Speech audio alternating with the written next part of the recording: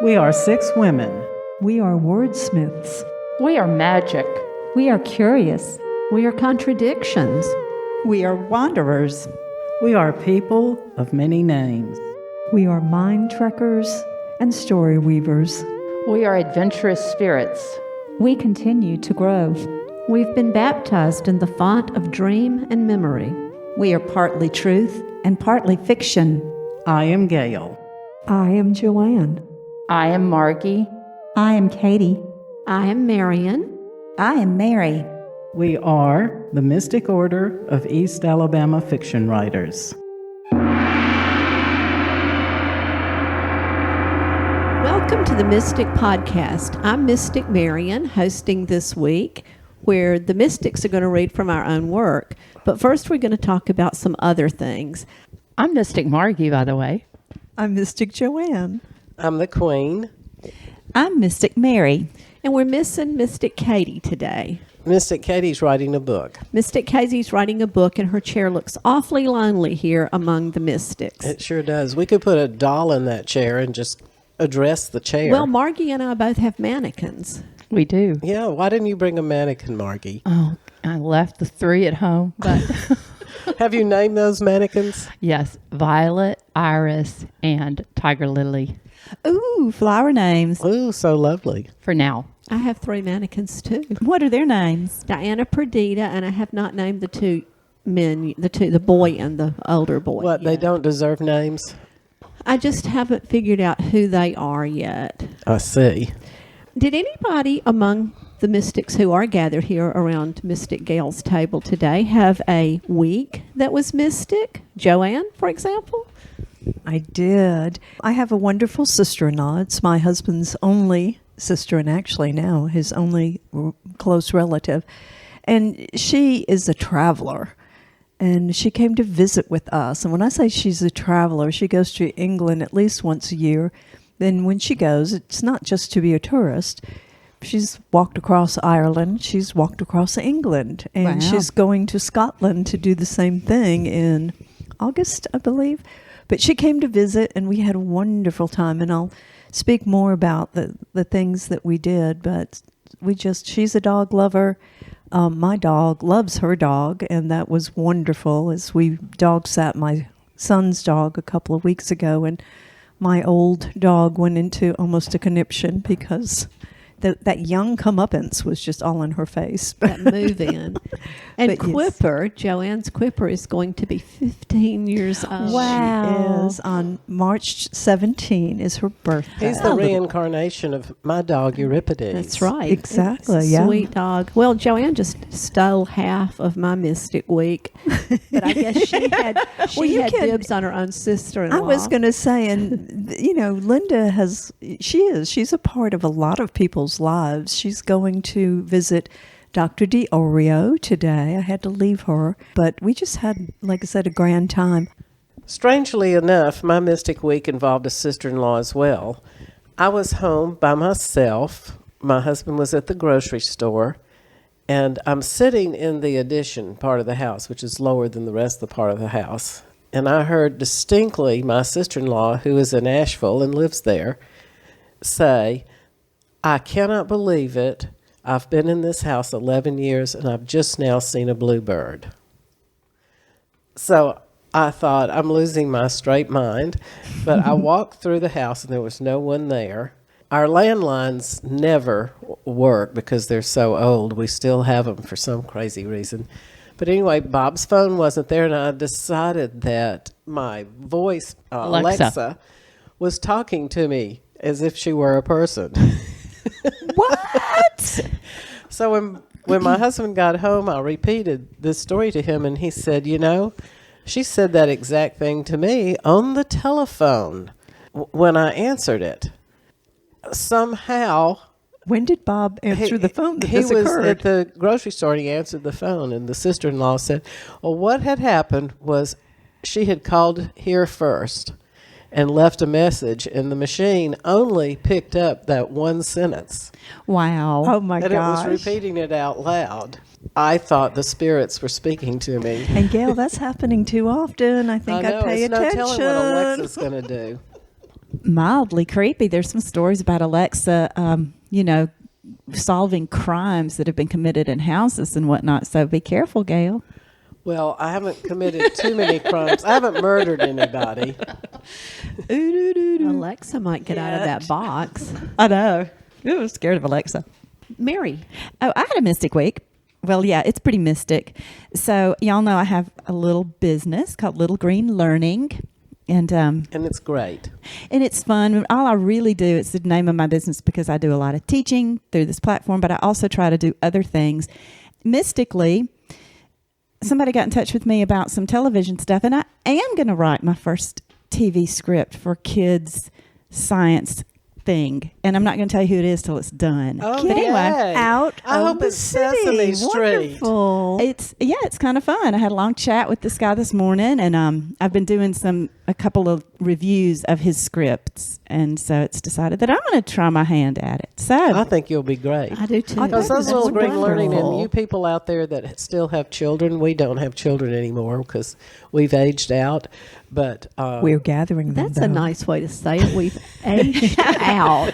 But as we age out with our own But- children, we get grandbabies. But I highly recommend. Is it just Green Learning or Little Green Little Learning. Green Learning? Little Green, named after Joni Mitchell's song "Little Green," where she didn't know what to name her little kid. So, Little Green. Anyway, that's my mystic. That's my pretty mystic. week. I'd rather make a TV show than listen to my sister-in-law talk about a bluebird. Mystically. Well, the Mystics, in addition to being writers, are also great readers, with the exception of me, who read student papers for so many years that now I would rather watch movies. But I'd like to hear what the Mystics are reading. Does anybody have a Mystic opus they'd like to talk about? Well, I have a bunch of Audible credits, so I've been listening to a lot. And the last thing, I listened to The Plot, which was very good. And then I listened to Who is Maud Dixon by Alexandra Andrews. And that was quite good. And I highly recommend that. I also listened to Double Blind by Edward St. Aubin. And I really got into it. And then all at once it just ended. It was like, what? That's the second blind. It was the double blind. Like, oh, no. Was it read by your sister-in-law? No, I listened to it because it was read by Benedict Cumberbatch. Oh. So that's why I listened to it, to hear him. How does one get Audible credits? I'm on Amazon Prime, and I've never used them, and they say you need to use these, and I went like, okay, well, I will. So Yeah. I don't have to pay for them. I have them. No, you don't have to pay for them if you have the credits. Right? No. So I had like 10. So I have them too, but I can't think of a single time in my life where I could. I mean, Tai Chi is not a good place to listen to a book. No. I have Audible credits too. I just haven't figured out how to use it because I don't subscribe to Audible, and I like to listen to books being read. I got the app, so I can, and I listen to it when I'm painting. Because I can Alrighty. paint. They're cool. It's or cool walking. to listen to things. I listen to podcasts while I cook. If I'm peeling potatoes or chopping vegetables or something like that, I like to listen to something. It makes it go I do too. quicker. My son dissed me on his podcast this week. They were laughing at me, in fact, over my adult bibs. And don't y'all laugh. I made him promise, because he hurt my feelings, that when he came home we'd do a TikTok on how to make an adult bib. And I'm thinking of copywriting it. I'm going I to can't talk later about the TikTok that my granddaughter made of me.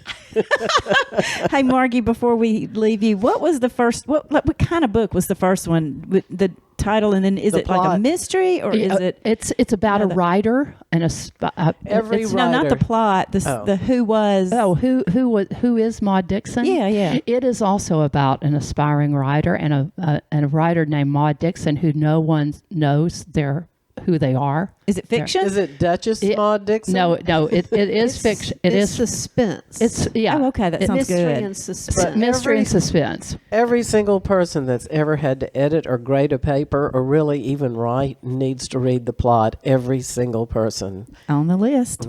But that Who is Maud Dixon is also it's. Did you Read You it. told Okay. me the entire story. Oh, yes, that's right. Do not go any further, Margie. Okay, I just was wondering like what feel kind like I of book read it it. was. Yeah, She does that in book club. And the thing about it that made it so great was she told me the first half of it before she had finished it. So I was on tenterhooks to find out the end. And so the next day she called me and said, I finished Who Is My Dixon? And I said, what happened? So you Well, have don't kind of tell like us. Don't tell you have a us. custom audio book, Yeah. kind yeah, of that's abridged. right. Okay. Margie walks every day, and I think she walks 20 miles every day. So during that time, if she's not listening to Audible, she's telling us about what she listens to. I always look forward to that little phone call on the great walk. telephone call. She dropped by my house and we did a few minutes of Tai Chi before she carried on. Some people A stop to little go to the knock on the bathroom. door and Margie goes, want to Margie. do some Tai Chi? Yes. Margie is a wonder. Joanne, you're holding the mic. Would you like to contribute? I have been reading, and it's not a relatively new book, but I thought I would. I'm in a kind of a book club, and it is a suspense kind of book, but not really. It's called Gods in Alabama, and by Jocelyn Jackson. I read that. And I mean, she's the kind of person that I would like to be friends with. She says that her writing is weird fiction with a shot of Southern Gothic influence for smart people who can catch the nuances, but who like narrative drive and who have a sense of humor, but who are willing to go down into dark places. Did you hear her speak at the Literacy Coalition? Yes, she and was that's here. exactly why I got the book. When was that? Was it 4 years ago? It had to at be more than least. that because the last one they had was Pat Conroy's wife. I volunteered to sweep at that one, so I got to get in for free.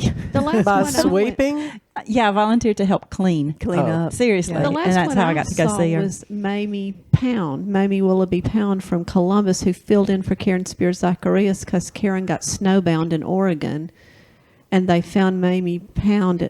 Karen recommended that they get. I found her at the pound. Mamie Willoughby Pound. Karen recommended, and she drove over from Columbus, and I that do was remember that. The one Yeah. before that was, what's her name? I'll think of it by the end of the podcast.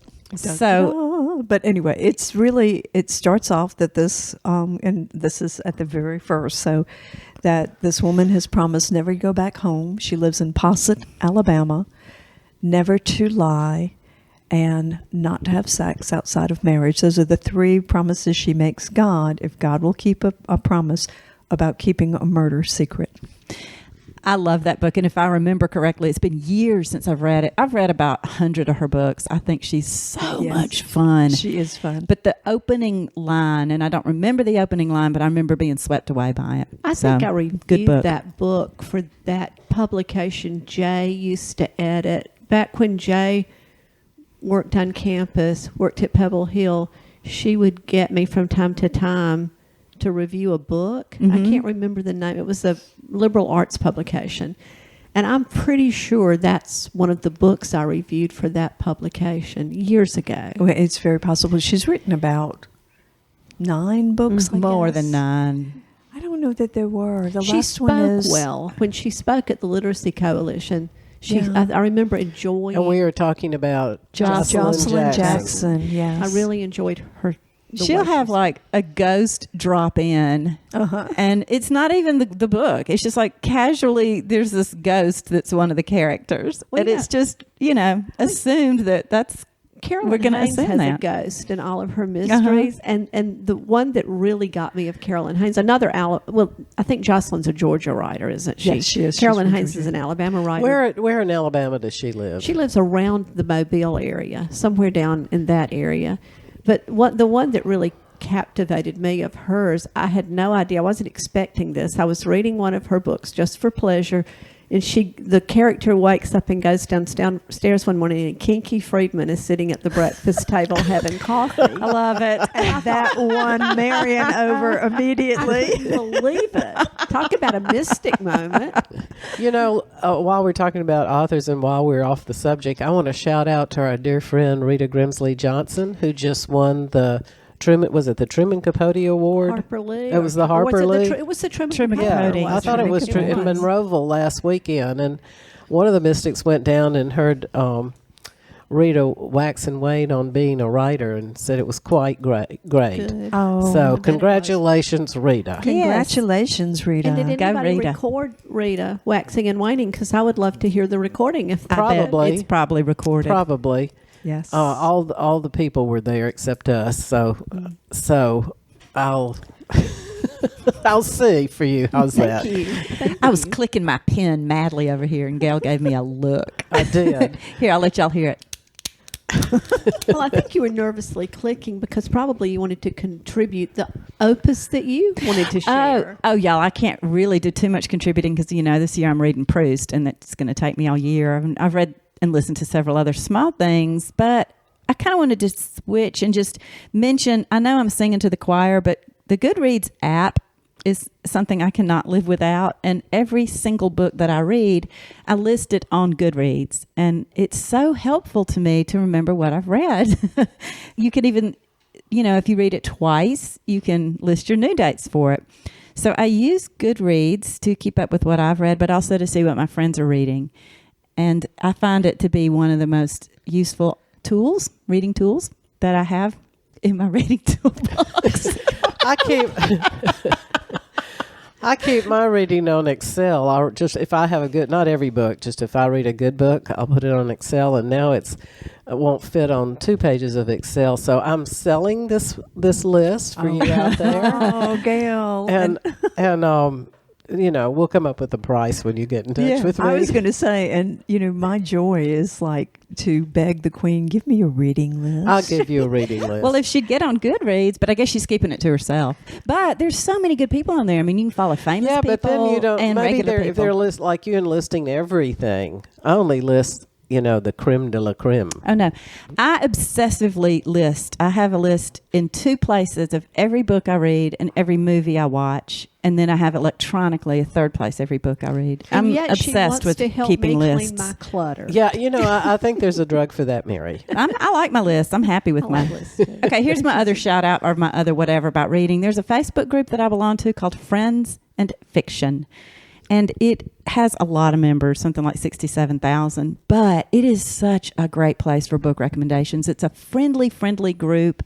People are chatty about books. I don't belong to a book club, but I love popping in on Friends and Fiction and seeing what folks are reading. And this is saying. Facebook? It's a Facebook group, and it's wide open. Anybody can join. I've gotten rejected by Facebook groups before. That's because you were going on the dirty one scale. Well, I got Between the sheets. What was it called? The bindings. Between the bindings. I thought it was a book. I thought it was a book. A book. Between the sheets with bindings. And when they rejected me, and they asked me how I'd gotten in touch with them or why, and I said, "Well, I love to read." And My son told me about no, he didn't. told you what you had done wrong. Yeah, no, I said I love to read, and I'm an author myself. And they wrote back, "Do not get in touch with us ever again." So I was so hurt. I called my techie son and said, "I have been rejected by book readers, and between the bindings." And he says, get back to you. No one's going to treat my mother like that. And he calls me back, and he's laughing so hysterically. He won't tell me why I've been rejected. Well, 50 But Shades of Grey. But Gail. you know what? I can't believe they rejected me. I mean, what? You can't tie people up and beat them with a whip if you're over, say, 60? Isn't the Can't sexy? stand in their But it's the headboards when you reading. walk It was in the their room reading and part that got them. But there's the sexy librarian. Isn't that a whatever you call Does those she wear things? black leather? The only thing is I'd have to borrow some black leather from Marion, and it wouldn't fit. Yeah, Margie's got plenty of black Well, leather. if it's stretchy, Joanne probably has a whip. I have a flagellum. Oh my God! That's part. I've been teaching about protists. That's how a euglena gets around. It's a flagellum. Hush your mouth. Wait till you see my Hush your mouth. pseudopods. You're going to have to deeply. Marion. You're going to have to deeply edit this. I'm not taking this stuff about the dirty protists out for anything. And this is why Marion, I teach public. let me get my whip out and get these people back online. This is why I couldn't teach public school. I'm no disciplinarian.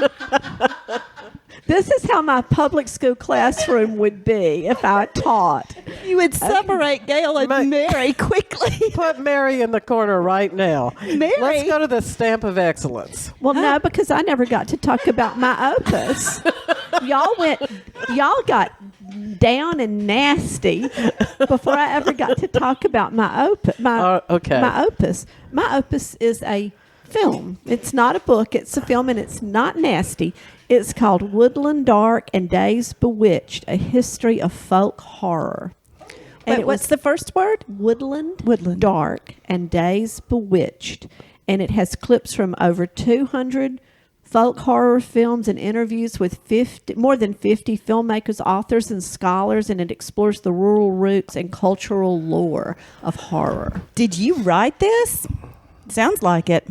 Did I? No, I Did you write the No, I script? stumbled upon it. Is this a documentary? Yes, John David stumbled upon it. We watched it, I believe, on Hulu, and then I promptly ordered myself a copy because, of course, it's something you want to own.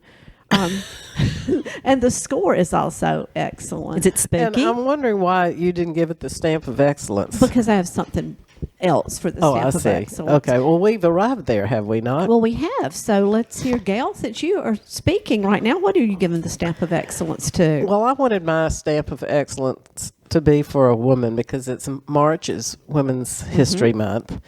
I don't know if this would qualify on PBS, but my stamp of excellence going to Dear Abby for the following comment. Someone wrote Dear Abby and said, "My husband of more than 20 years has taken to hiding decorative accessories that he doesn't like."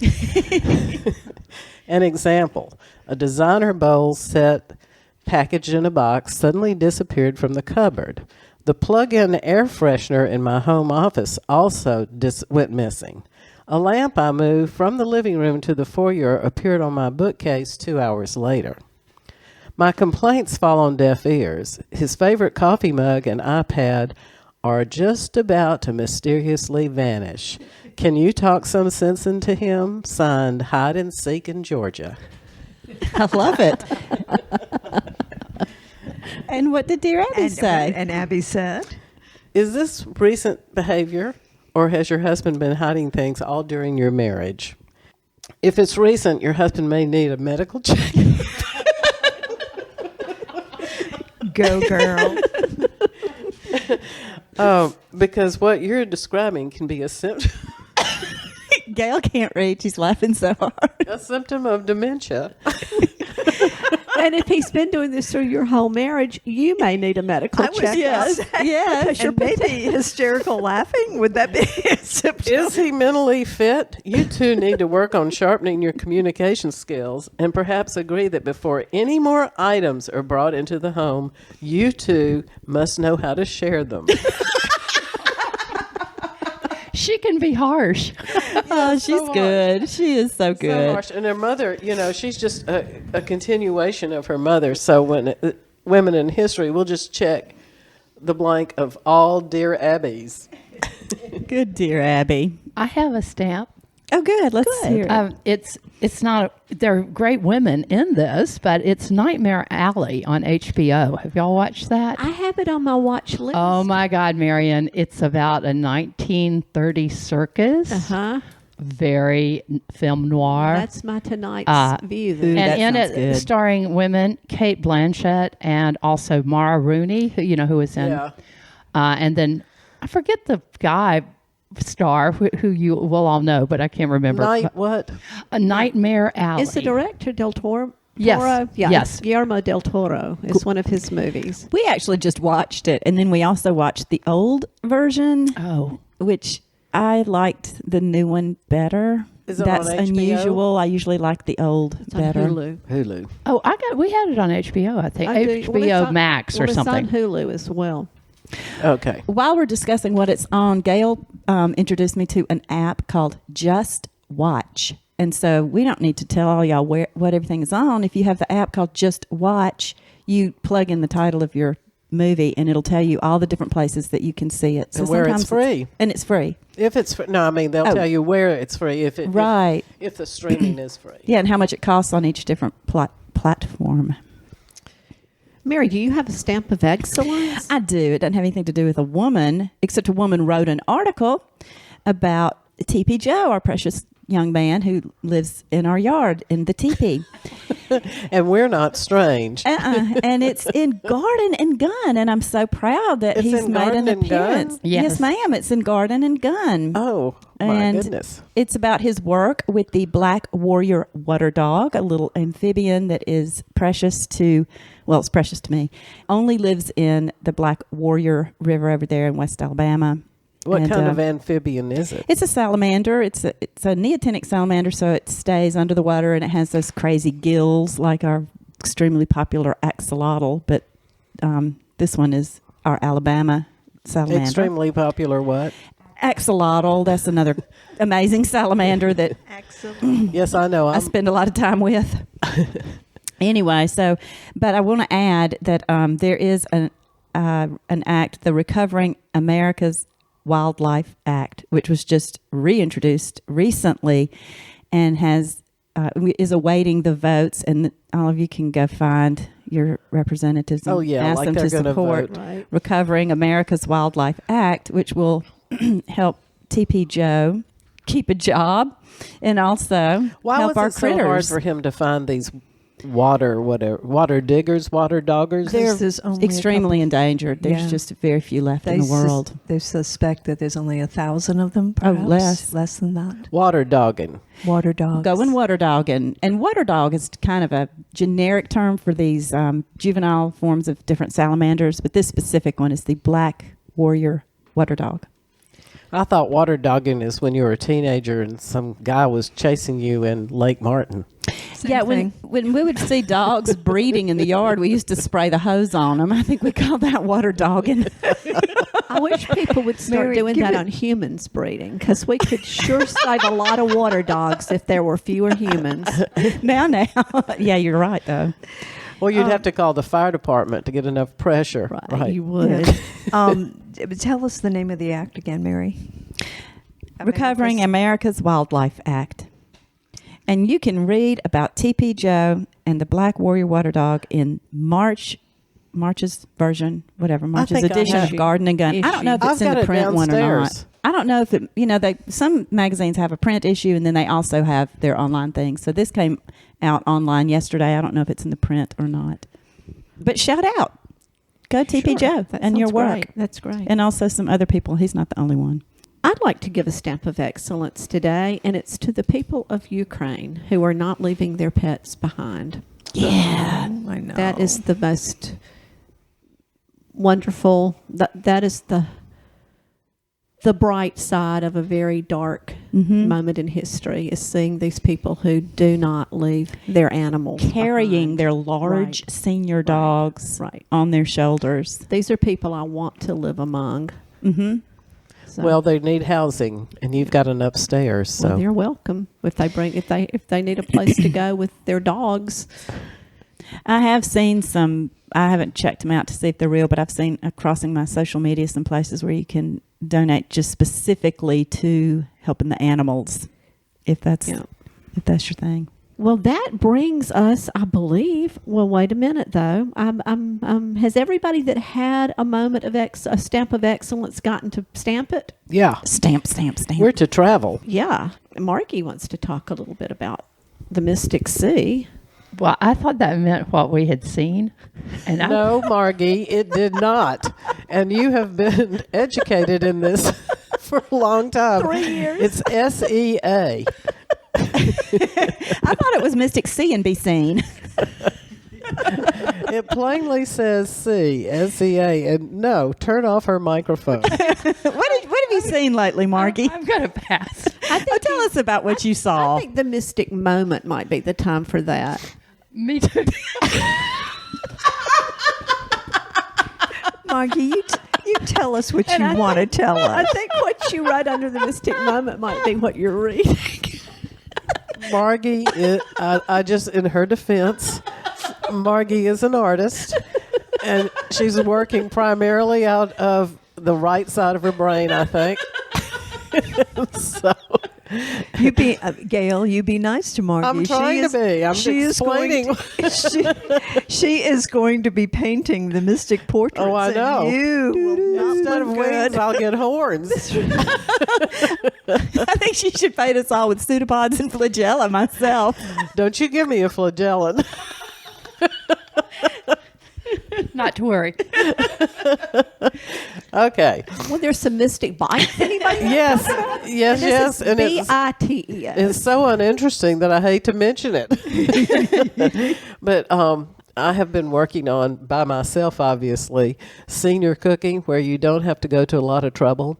We invited company over last Sunday, and all the yellow pollen in Alabama that could possibly be flying was, and I was way too sick to have them, so I had to uninvite them. I've never done that before. Just call them up and say, I'm flat on my back dead from the pollen. Please come Wednesday.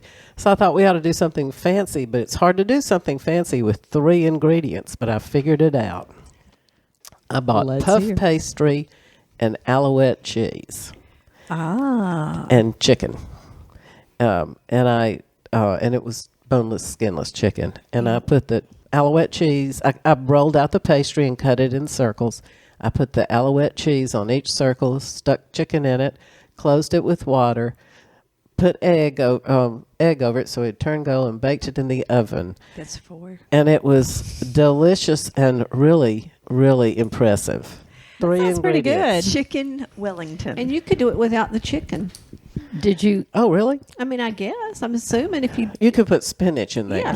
Yeah. Could Or you? basil. Did you? Oh, sorry. Did you cook the chicken first? No. No. Just checking. I didn't get one of those fat chickens that they've, shot with nuclear waste or something, and I got a skinny walk around the yard chicken. They're hard to find. Not in Cary Woods. They're walking around the place all over here. I know it. Those are turkeys. Those are Yard turkeys. bird. There's chickens. Yeah, there are chickens. They're in cages, One though. of those meat companies used to package white meat of chicken fully cooked. And when I used to eat chicken, we used to have chicken pot pie every Thursday night while we watched Buffy. This was John David and me when he was in elementary school. And it was that chicken and something like Pioneer mix or Bisquick mix or Yeah. something, and frozen veg all. Yum. And a can of maybe 4 ingredients. maybe Cream of something. cream of something, Celery. soup thrown in. I don't think there. it matters. Yeah. Yeah. Oh, that sounds delicious. It was a beautiful comfort food to sit in the floor and eat while watching Buffy slay vampires. That's still a comfort food for us. Yeah. Well, years ago, whenever any Southern women's group would put together a cookbook, it always had cream of mushroom soup in there, and also Cool Whip. Those were not in the same recipe, but those were the 2 ingredients. If it wasn't in your recipe, you weren't accepted for the cookbook. And mayonnaise, Yeah. a Mayonnaise, jar of cream and Dukes. chicken. Yeah. Any of the Campbell's cream of soups were mandatory. Okay, well, that was my little puff pastry bite. And I butted in and gave a mystic bite, and I wasn't signed No, up. I don't care. You go crazy with your mystic That's right. bites. You go crazy. I'm back to my sister-in-law, and we cooked the whole time she was here. If we weren't walking, we were cooking. And she decided that she wanted to recook some of the things that we had in Austria. So we made Kastnachen, which you guys know as Spatzel. Yeah, And- that's Schnapsel. Spatzel. I cook that all the time. I have no idea what that is. Spatzel it's the equivalent of an Austrian mac and cheese, but you make a dough and then you force it through like a sieve with rather large holes and into water, and you make these little tiny dumplings, and then you put lots of cheese, and we finished it off with the I guess this is a 3. This is a 3. With except that- wild mushrooms. no, we didn't. We could have put mushrooms, but we finished it off with what is it? French's fried onion rings. And Oh, then there you stuck it go. under. That's perfect. And we showed my That sounds son, delicious. who is in Austria, and he just like you could see him salivating through the phone. He goes, "Oh my God!" He goes, "I wish we could find those things in Austria." So we know what we're going to bring him. But we also made Grissnodel, which is potato dumplings. I don't know how to describe it, but you wrap a potato dough around bacon. There you go. What's not to love? Potatoes and bacon, and you simmer them in water. So the dumpling is covered by bacon, and you drop it in hot water. No, the dumpling has bacon in the center of it. It has and I made it with bacon and mushroom and a little cheese and onion. And then I had a dumpling this week from the Irritable Bow. Because the students are out of town, I figured the line wouldn't be all the way to Toomer's Corner. Yeah, was it good? It was quite good. And I said to the owner who was opening the door, I went early because I didn't want to stand in a long line of COVID-infested students. I said to the owner, "I'm new, could you help me?" And he just stood with me and talked about the whole menu, and it was really fun. But I ordered 3 treasures, which are like sticky pots. Yum. And there were 2 choices of dumplings that day, and one was that spicy chicken people make. I've forgotten the name of it, but I'm not spicy, so I got the one with some kind of pastrami in it. It was good. I'd rather have a vegetable one, but they didn't have one. That's the Irritable Bow in downtown Auburn, Alabama. And if you think it's something, because the first time I heard the name of it, I thought, "Oh my God, what am I going to, this is really going to be irritable." But it is BAO, a bow, it being a dumpling, a Korean dumpling. Are the mystics prepared to read from our own work? Being writers and all. Well, I certainly am, but I think we are.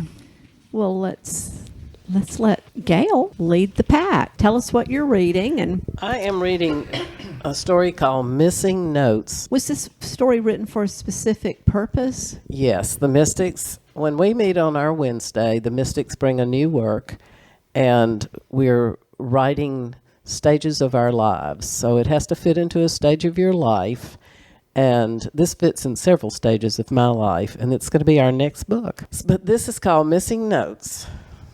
I must have been 8 or 9 years old when I was introduced to piano lessons by my sober instructor, Mrs. Andrews. I assumed I tortured Mrs. Andrews for several months as she sat rigid against a battery of missed notes.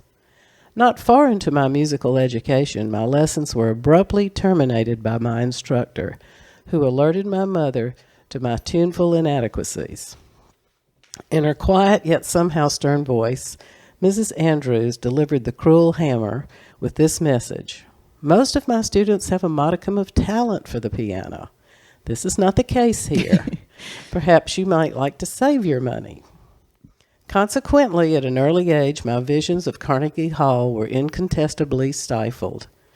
I had not even conquered chopsticks from John Thompson's first grade book, much less spinning song, a recital favorite of the more talented.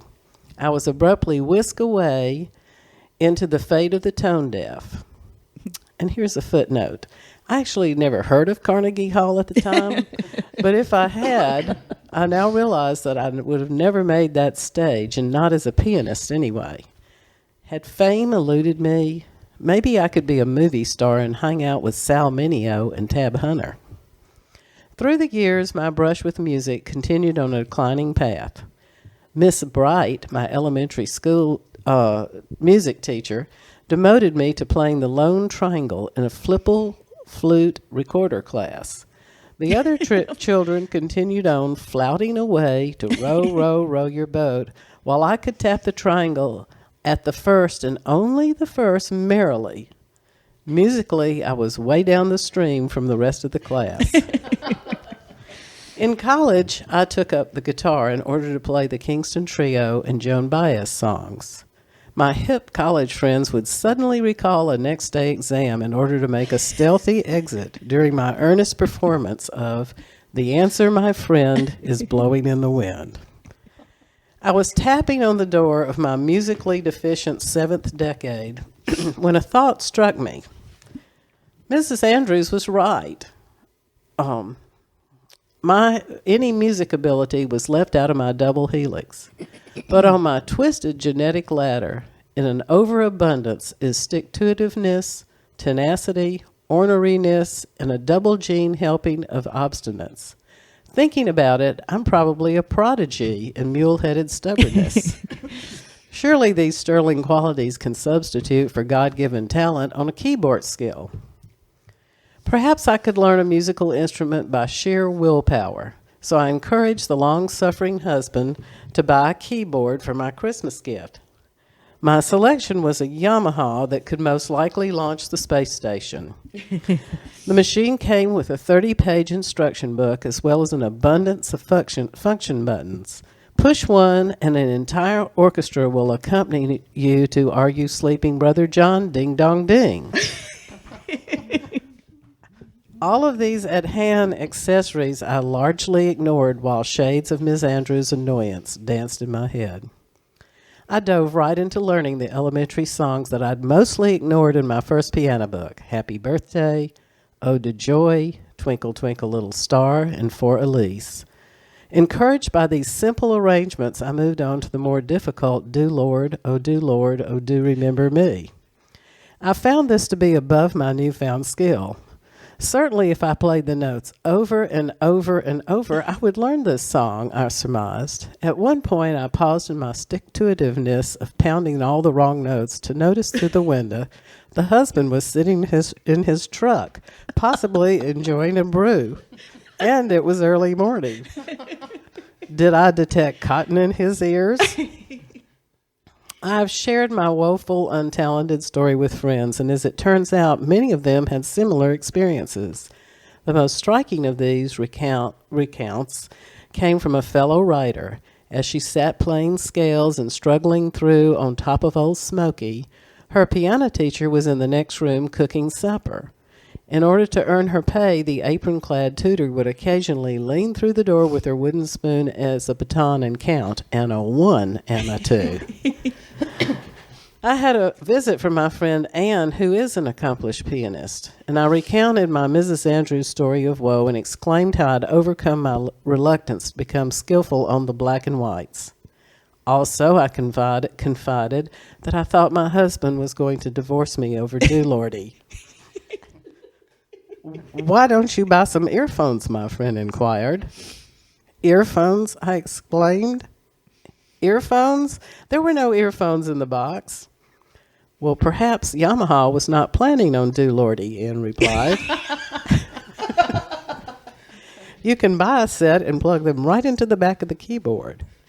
In an emergency effort of saving my declining marriage, I ordered the earphones immediately, splurging on one-day delivery. Consequently, I am happily banging away, and for all anyone knows, I'm playing symphonies. Seriously, although Do Lordy Remember Me has not been attained, the marriage will go on and on, along with my heart. Oh, gosh. Do Lordy. Do Lordy. Do I love it, remember Gail. me. I love it. Congratulations Thank you, thank you. on your writing and your playing. Well, I need a leg up on the playing. Well, I'm positive our listening audience can't wait to hear the next mystic story. Anybody want to volunteer to read next?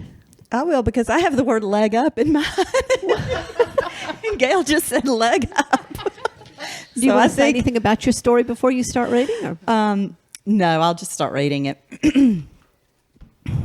Let me wipe the tears of giggleness out of my eyes. Do Lordy out of your eyes. Do Lordy. I don't even know that song, but I have it stuck in my head. What's that called when you get a cue from what somebody else said? Like a transition or something? A segue? A segue, yes. Yeah. Our segue was the leg up. This story is called The Miracle of Ramshackle Shack Wine. And here's the story. We needed to know if the bottles of wine out there in that old wooden shack were any good. Only one way to find out. We grabbed a bottle, hammered the cork in with a nail, and hopped back on the gator for a Sunday ride-around. Husky cranked the beast. It lurched to a start, and we headed out to the pastures. Husky took a swig from the dusty bottle. "Tastes fine, damn it," he yelled. Janie took a swig. Tastes damn good, she yelled. I took a swig. Tastes like wine, I yelled. Sarah took a swig. Gross, she yelled. Sarah, my 16-year-old daughter, had not yet developed a taste for years old, stored outside in a ramshackle shack wine of mysterious origins. We rode through the pasture and into the grove of planted pines. The sunshine streamed through the needles and rays and slants, lighting up the ground with dappled light. We slushed across a tiny creek, hollering over the loud, gasoline-powered vehicle. Sure is pretty out here, Husky yelled. What? I yelled from the back seat, leaning in. We need more wine, Janie yelled. Soon we were back at the shack, swapping an empty bottle for a full. Several bottles and a host of miracles later, we were too tippled to appreciate that we weren't stuck in a creek, down in a ditch, or hurtling headfirst into the pond. We continued our afternoon meander, safe and sound by the grace of God, and found ourselves up at the south end of the front pasture. A friendly horse leaned across the fence and watched us curiously, ears twitching back and forth, nostrils aflare, and bright eyes lit. I want to ride that horse, I yelled. Husky pulled up closer to the barbed wire fence and turned the gator off. The silence fell upon us like manna from heaven. Damn that gasoline engine. That's Skippy's horse, Husky yelled, not having adjusted for the lack of grinding gears. He gave it to his wife, but she's plumb scared of it. Isn't that something? Well, I'm not scared of it, I said, emboldened by years of experience with horses and possibly several bottles of ramshackle shack wine. I easily lifted the top strand of the barbed wire and crawled through the fence, not even ripping the inseam of my Levi's. A master. The horse, a pretty paint, nickered curiously. He stood still while I inexplicably hoisted myself onto his back. There had been a day when I could leap up onto a 16-hand horse in multiple fashions, the one-legged toss, the hop to flop, and the mane grab curl, as I called these moves. But those days were gone. Where I got the strength to mount this horse without a leg up, I'll never know. Giddy up, I clucked, and the horse obeyed. I gave him a gentle nudge with my heels, and we were off, cantering through the pasture. I felt like a giant, like a Wonder Woman, like a true Indian princess, riding around on a pretty paint horse with no saddle, no bridle, just the wind in my hair. We made several wide circles through the pasture, swooping around the big old water oak, swerving precariously close to a tin water trough. Using only my legs, I guided the horse back to the fence where Janie, Husky, and Sarah stood drinking from yet another bottle of wine, laughing and shaking their heads. You're going to hurt tomorrow, old girl, Janie said. Nah, I said, sliding off the horse and giving a slap on the rump, which sent him on his way. It's like riding a bike, no time lost. Tell it to your legs, Janie laughed. I woke up the next morning in a world of hurt. I couldn't walk. My thighs were on fire. My head pounded from the wine. My throat burned from the yelling. My pride hurt from dragging my daughter around on a drunken escapade. My arms hurt from the scratches of 1,000,000 pine needle pricks. I hurt like 100 hells all up and down my body. But when my muddy mind drifted back to riding that horse, I felt strong like a mountain, strong like the tide, strong like a world of wonders. Oh, that's wonderful. Yay. The end. And that is a true story. And I have a photograph of Husky coming out of the ramshackle shack with a bottle of wine in his hand, which I'll somehow manage to incorporate into your visuals. So you were guiding this horse with your knees? I was. And my knees hurt the next day. That's not easy to do, to make the horse stop and go with your knees. Well, you can lean. They usually respond to a lean, but you got to hold on really tight with your thighs to lean like that on a little wild paint pony you've never met before in your life. Ramshackle Shack wine gives you all kind of strength. You should try it. I don't drink wine. Do you have any ramshackle gin and tonics? We'll go check the shack soon and see. Were you ever able to figure out what the wine was made from? Husky could not even remember why he had 1,000,000 bottles of wine in that shack. Muscadine. Me too. It was like he just remembered he had stored all this wine in a shack, and it was like, let's go see if that wine's good. Yeah, let's do. That sounds like a good idea. It probably was 250 proof, too. Yeah, the next day, Husky's wife, Alice, wouldn't speak to any of us. And when she finally did, she said, Husky came in knee-walking drunk. Mary has written a book called A Little Devil in Me about Husky, and we've all gone to visit Husky when he was with us. And he is, you talk about a wonder. Some of the expressions in this come from him, like A World of Wonders. That's his. The book's not about him. It's literally, I transcribed stories that he told and put them together in semi-logical Well, you form. know what? You are the stories that you tell. That's right. All right, who's next? All right. This is the Abbot and Costello of Keys. It was pouring rain, the kind of rain that makes you grip the steering wheel and squint through the raindrops. My windshield wipers were on high, and still the rain muddled my view. But the pleading had to be filed this day before 4:30 p.m. in Carrollton, Alabama, just west of Tuscaloosa, and I had left Auburn at 1 p.m. Interstate 85 traffic moved steadily, if not more slowly, allowing my travels to be on schedule. There was the usual Montgomery slowdown, but Interstate 65 North was nearly abandoned, and I dared to speed up. The more courageous cars zipped by me, splitting troughs of water that flowed back and disappeared. Finally, west of Birmingham, I thought I would make my destination with time to spare. What I did not anticipate was that every pulpwood truck in Alabama had been assigned that highway, and all were heading toward the Mississippi line. On most days, I would applaud these behemoths for going at a restrained rate of speed. But now, not only was my pace slow to comply with their caution, but wood chips, backsplash, and side splash also added to obscure my vision. My fists tightened on the steering wheel, my shoulders corrected every subtle slide of my car, and my neck craned forward to see just a little more clearly. When I reached Carrollton and parked at the pre-Civil War courthouse, my legs took a few moments to remember how to walk. As soon as they did, I sprinted inside to the clerk's office, emerging successful, holding my stamped copy of the document. I drove more casually eastward toward home. The rain had slackened, and there were no trucks. By Tuscaloosa, I was stiff, tired, and hungry. Mall lights lit up the darkening sky like a beacon, and I exited to stretch my legs inside and get something to eat. I walked from one end of the building, window shopping as I went. Then I grabbed a sandwich, which I planned to eat on the way home. Outside, the rain had decreased to a fine mist. I began digging through my purse for my keys. Unable to find them, I sat on one of the benches there and dumped my purse contents into my lap. No keys. For many years before this time, I had acquired a terrible habit of locking my keys in the car. Distractions and hurrying had me grabbing my purse, papers, files, and everything but my keys as I left the car. Habit had me pushing the lock button. While an annoyance, I only had to call my local police officer for assistance in getting into the car. They would arrive promptly with a long metal slack called a Slim Jim, not to be confused with the snack, slide the tool between the window and the rubber seal, and feel around until they would pull some lever within that would open the door. Lacking a Slim Jim, a bent wire coat hanger would sometimes do.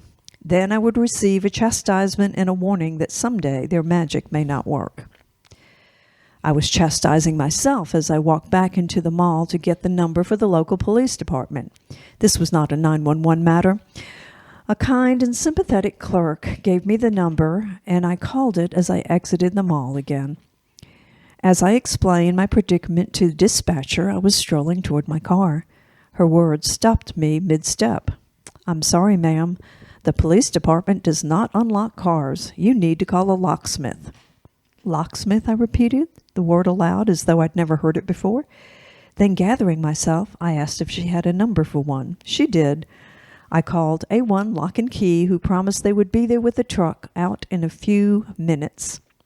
I waited on my bench, eating my sandwich. Soon a white paneled van with the company name in bold red and white and blue letters came slowly cruising through the parking lot and toward the mall entrance. I flagged them down. Seated in the driver's seat was a portly man in a blue shirt with the company name over his breast pocket. The shirt was untucked on one side and had a grease stain just above his bulging middle. In the passenger seat was another man who could have been the reincarnation of a rat. He was slight and had a pointed nose. He fidgeted some unknown object as I talked to the driver. I pointed in the direction of my car and described it for them, a white Dodge Caravan with a 43 license plate. My wait was not long. Soon the driver, without his partner, drove back by announcing with a grin that the door was unlocked. I asked the price, winced, and asked him to meet me at the car. My checkbook had been safely locked inside. I walked through the parked cars to mine and flipped the door handle. Still locked. As I was pondering this, the van pulled up behind my car. The partner came scurrying through the parked cars toward the van. "This is your car?" the driver asked. I nodded. "Oh, no," he yelped. "Bubba, go over there and lock up that car." He pointed over a sea of cars. Bubba started toward the mistaken car, stopped, and ducked between two vehicles. "Oh, no, boss. I think someone is walking toward that one." They bantered back and forth until the boss convinced Bubba, who dodged and weaved between parked cars like a commando stealing up on the enemy. I was still giggling when they unlocked my car. As I wrote the check, I thanked them for the prompt service and for the entertainment. Very good. Oh, Joanne, you might not have had to write him a check if you told them that you were an attorney and you could get them out of trouble if they got arrested for breaking and entering into that car. I had to. I was in stitches. That guy, he looked like a little Barney Fife. Did they open it with a Slim Jim? No, I don't know what they opened it with. I can't remember. That would have been funny. I should carry one in my They purse. stole from their local police department. The rest of the story is ultimately I had that door open so many times. It would never lock again. So I got my comeuppance. Protested. Oh, God. Nowadays, you can hardly lock your keys in your car, so that's great. I can't. I can. And have. Mine won't let me. It's a talent. Okay, well, I'm going to read a story from childhood for our memoir. "The rabbit died," said my mother. "I was eavesdropping on my parents' telephone conversation. I was 5 years old and so curious about the statement. What rabbit? Why did it die? Why was my mother talking about a dead rabbit? What are you talking about, Mama? It's just a phrase, Margie, nothing to worry about. However, I do have some more exciting news to share with you." My mother was excellent at quickly changing the subject. "We're going to have a new baby." This was great news, as I longed for a baby brother or sister to play with and to help take care of. "What will we name the baby, Mama?" "Well, if it's a boy, we'll name him after your father, Theodore Russell Benning III. Naming a child after parents was a tradition in my family. I was named after my mother, Loretta Margaret, although they call me Margie, so that name was already taken." "What if it's a baby girl?" I asked. "Well, we'll have to think about a name. Why don't you think of a name for your sister, Margie?" Wow, what a privilege to name the baby. I knew what we called members of our family was very important to my parents. When I was younger, I called my parents Loretta and Ted because that's what everybody else called them. I soon learned that these names are not acceptable, especially to my father. I remember the day he said, "Margie," or rather Margaret, the name he called me when he was very serious. "Margaret, you are the only person in the world that can call me Daddy, and you must call me Daddy, not Ted. You should also call your mother Mama instead of Loretta." I replied, "Okay, Ted. Okay, Daddy." I love to joke with Ted. Now to think about that name for the new baby sister. My favorite place to think when I wasn't outdoors was to go into the living room of our home and jump up and down on the sofa while looking at myself in the mirror that hung above the sofa. This behavior was frowned on by my parents, but they often ignored me, so sofa jumping was easy. I also liked to sing as I jumped. One of my favorite songs was "Old Susanna." Oh, Susanna, don't you cry for me, 'cause I come from Alabama with a banjo on my knee. I knew all the verses, like, it rained all night the day I left, the weather was dry, the sun so hot I froze to death. Susanna, don't you cry. I love those contradictory statements that I found so hilarious. Jump, jump, jump, jump. My mother's maiden name was Siri. Her family was Irish, and every summer I would visit hordes of Siri cousins in Kentucky. It was great fun to spend my summers with so many children. Siri would be a great name for my baby sister. Okay, there's one good name, I thought, but I have to have two names. Wait, old Susanna. That would be a great name, too. Siri, old Susanna, or old Susanna Siri. What a brilliant name. The baby could be called Old Susanna Siri Benning.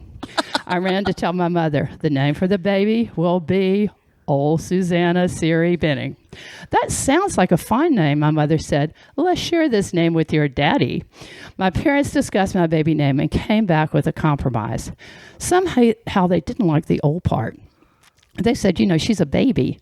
They also thought Suzanne was more contemporary than Susanna. So my sister's name became Suzanne Siri Benning. So that was her name. My sister has always loved her name because it was unique, and also the fact that I named her. Unfortunately, several years ago, when Apple came out with their helper voice, they named it Siri. The Apple Siri is not spelled like my sister's Siri, which is S-E-R-E-Y, but is pronounced the same. Now my sister's name is uttered by everyone on earth seeking an answer. I'm not sure if my Siri is still pleased with my choice, but that's what I named her, and I'm proud to be her big sister. I love that story too. Margie read that story to us a while ago, and we all had our phones sitting on the table, and We started all of a talking. sudden, all the phones were talking to us. Can I help you? Yes. Can I? No, I'm sorry, we don't have anything like that. Susanna, do you want me to play that? Oh, so No. beware if you're listening to this podcast. Beware anyway. Yeah, beware We anyway. have infiltrated our own homes Yes. How can you infiltrate your own home? I find that very interesting. by getting a Siri or a Alexa or Do-do-do-do. all of those things that are eavesdropping on us. Margie, I think my favorite part about that is that you had a favorite thinking place. Yeah. And that it was jumping up and down singing, looking at your reflection. In the mirror. Yeah, and singing. Like, that's so Ramona Cleary. Wait, Beezus and Ramona Cleary? Is that their last name? It's so Margie. It's so Margie. Yeah, she's still doing some of that. Wait, Beverly. It's not Ramona Cleary. Beverly Cleary wrote the book. Oh, there went our hawk, and it's now sitting on the fence. See the Cooper hawk? I've been watching the squirrels, And and the apparently the squirrels. hawk sees them too. We're watching animals out of Gail's window. She has a whole Well, we're menagerie. trying to train it to get the squirrels, not the birds. Well, the squirrels could come to my house. yeah. My dog Lola will get all those squirrels. She's a fierce squirrel hunter. As always, when we podcast, we sit by it's not really a bird sanctuary because now we have a Cooper hawk. I guess it's his feeding grounds, and a Cooper hawk is presently sitting on our fence waiting for a victim. Ta-da, we'll let you know if it gets one. Marion, are you going to read today? I will read. Yes, I'll read.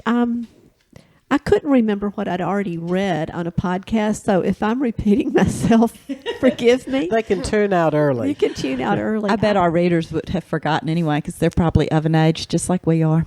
I chose to read the infant stage from our book of memoirs, and my working title for this is Raised by Wolves Bays at the Moon. Nice. I was born during a time of fear, the same year the Air Force was born, but not in time to be delivered by an Air Force in an Air Force hospital. 60 plus years later, Mama still claims that communist doctors tried to kill her in Camp Kilmer's Army Hospital. It was infiltrated, she says, still today affected by the Second Red Scare, stirred up by a senator named McCarthy, who, like certain politicians still do, made accusations without regard for evidence.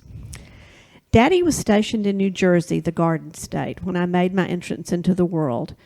Mama points out that she didn't see a garden the whole time she lived there. Shortly after returning to their small apartment from the maternity ward, Mama got sick, fainted, and almost dropped me. She managed to fall backwards onto a bed and was conscious enough to hold newborn me between her knees so that I didn't hit the floor.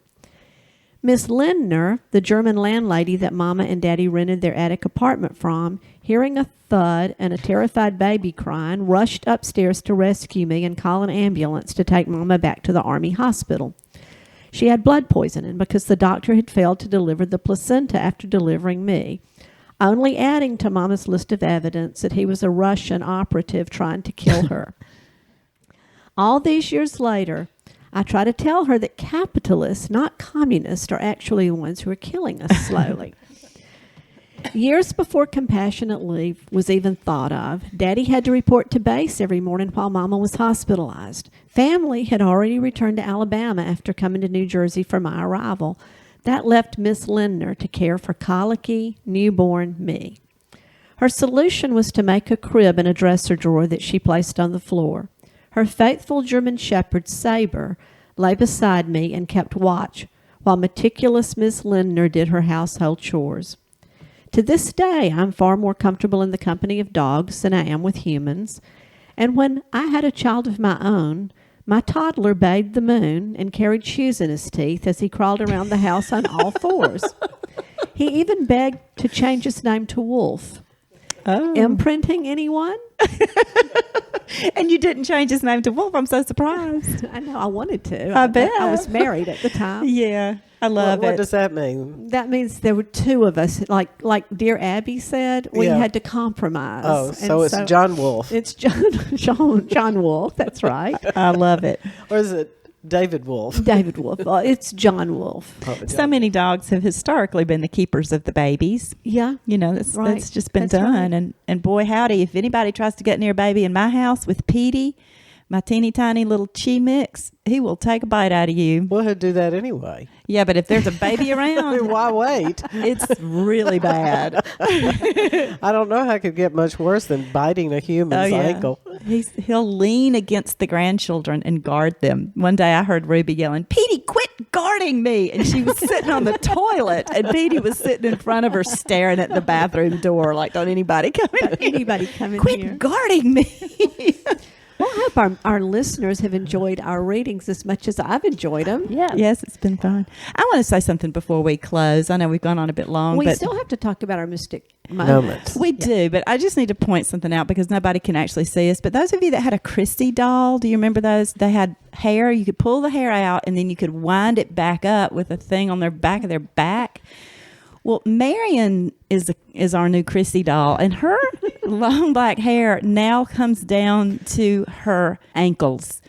And so I don't know. It's just And Joanne's fabulous. miraculously is short. And Joanne has twisted the little crank in her back, and her hair is now all back up in her head above her that shoulders. sort of explains a lot about Joanne. So our Chrissy dolls here are completely mystical in their hair growing abilities. Well, Mama told me yesterday, she said, "You don't know how much better you look when you pull your hair back in a ponytail."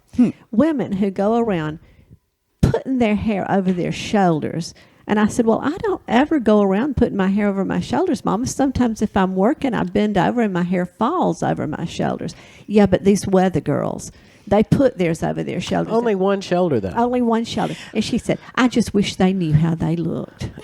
I'm glad you brought that up because I have a pet peeve as well. It's not with hair. It's with the new style of tucking in your shirt in one little place in the front. I think it's called a French tuck. Well, it's stupid. And, and I like to wear tunics. So much for detente. I like to wear tunics, and I went online to find some to wear to Tachi. And all the tunic models, I thought they had hemmed every one of those tunics in the weirdest way possible and didn't order a single one of them. Come to find out, they tucked in a little handful, and I could have ordered any of those tunics. But if you're wearing that out there, you know, call me. We'll talk about taste and clothing. It's called style. It's so people won't think they're fat because they like the baggy shirts, but you might be fat under there. But if you tuck it in that little front thing, everybody can see how tiny you are. Skinny. Yes, but you're not feng shuied. Well, they don't care about feng shui. They care about style. That's what's wrong with America. Do you think That's what our grandparents said. Do you think 3-inch spike heels that they're walking around in is feng shui? What price fashion? I never have put a whole lot of stock in style. Yeah, those pop beads never got around my neck. It's just you. Yeah, I know. Agree.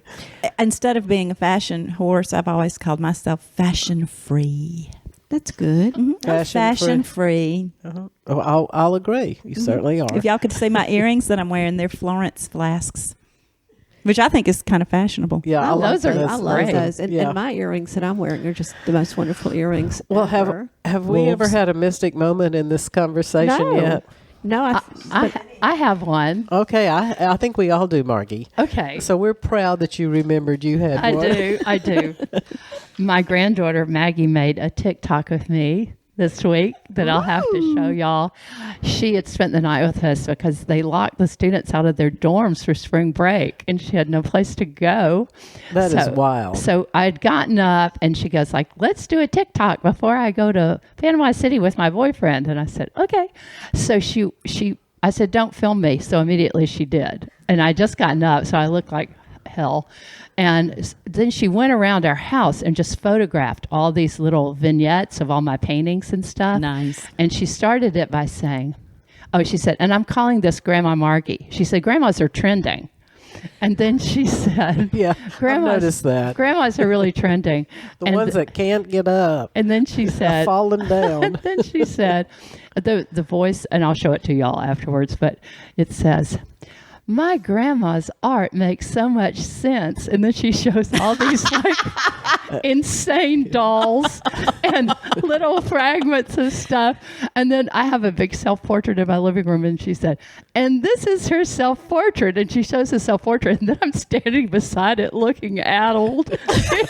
I love it. I might have to get myself a TikTok account just to watch you and Gail. I know. So anyway, so she, I was telling her dad that she had done this, and he said, "They love to make fun of us." Oh, yeah. That's all they do. Well, that's what happened yesterday with my adult bib, which is a great invention, and I think it's going to be on that channel where you can call in and order those tacky rings in my adult bib. What is that called? Home channel, home Shopping Network. Home shopping. Network. I'm never going to be seen on it. the Home Shopping Network. Oh, my mystic moment. Joanne lost her mind last week, more so than usual. And last weekend, I was on retreat with 81 teenagers. Why? Why would one do this? It's Lent. You have to have it's Lent. You gave up sanity for Lent. Penance, it's all penance. But they were good for the most part. But nobody slept. They were all off on their. My group was off on their own for the first time in their lives at 15 and 16, and so nobody slept. And when I got up on Saturday morning, I thought, I'm going home. I don't care who chaperones, I'm going home. But we were at Lake Martin at Children's Harbor, and I stumbled out onto the back porch, and there was the most glorious sunrise coming up over the lake. Oh, so you stayed. I did. And did your Lenten duty. And I found out, because all of my children were Latinos, I found out the word for sunrise. Amanecer. Say what again? Amanecer. Well, I have a mystic moment, and it's sort of like my one where my sister-in-law's voice came through one of the either Alexa or the phone in the house. But this is the week that you can order your 4 COVID test from covidtest.gov. And so I got on my computer and I typed in my name, my address, and my email. And then the next thing, it was check a box if your mailing address is the same. So I checked the box and I hit send, and as it was going away, the name in the check box was our friend poet from Opelika, who's a guy. It was his name in the box. No, I have no idea. It was a mystic moment. So I'm getting these 4 COVID tests because they send them to our address, but I've had to explain to my husband that they're coming in another man's name. Oh my goodness, poor Bob. He puts up with so much. I mean, it's inexplicable. Your men. That is so weird. Amen. Is it new? Yeah. Wow. Have you told Bill? No, absolutely not. He'll take my 4 test away. That's He can Thank you get for- his own 4 test. He'll just type in Gail. Yeah, but all I did was check sane Yeah. as address. And That's then weird. I hit Wow. send, and I probably would have seen it if I wasn't so confident, that it had refilled in my address and his name. He's That's not going to be amazing. able to order his 4, I don't think. Well, maybe because he has a different address. That's how right. they do it. He will. Yeah. He can go as William. So many and varied, and I'm not even sure they're mystic, but they made me happy. And one is that Margie sent me a text message last week with the piece that she was putting in the new show at Jan Dempsey, Unfound Objects. And that's an art gallery. And that's an art gallery here in town. And I wrote back and said, your work is beautiful. Why didn't I know about that show? This is my thing. And Margie said, I said, when's the deadline? And she said, well, it was today. And I hurriedly did this and got it ready by the deadline. And it was great. And so I told John David, my son, because he too, like me, loves to go thrift storing, loves to go to estate sales, loves to find stuff and make something out of it. Well, he contacted the Jan Dempsey Center and told them all of that and said, how were we supposed to know about this show? And they said, oh, we've extended the deadline. Go ahead. So John David, he is encouraging me now to go back into photography and other kinds of art. So he said, I want to enter it, and I want you to enter it too. So I did. Thanks to Margie, I put something together. But my mystic moment is John David went back to his house that night to work on his piece that he was going to enter. And when he walked into my kitchen the next day, he had gotten all these bags of shells over the years at different estate sales. He had made a sailor's valentine, and it's about this big.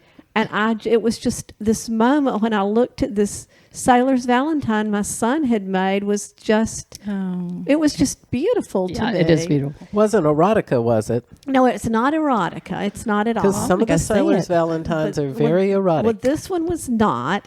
And so Margie... Because I was going to go to the show. Well, the show, we went by the show this morning after I got the sticky croissant all over me. And John David's has been chipped a little bit because the shells were very fragile, but it's still a nice piece. But my mystic moment is it's such an honor to be in an art show with Margie and my son. Yeah. That's fabulous. Yeah, I'll share the photos of the pieces with y'all. Yeah. And we can put them on. I'm looking for them. How's our time there? We've been on this forever, like an hour and 20 minutes. Well, you're going to have some stuff to edit. Oh, I don't think so. We may have to put this one in podcast A and podcast B. Well, I want all you girls to remember one thing. What's that? Be the flame. Not the moth.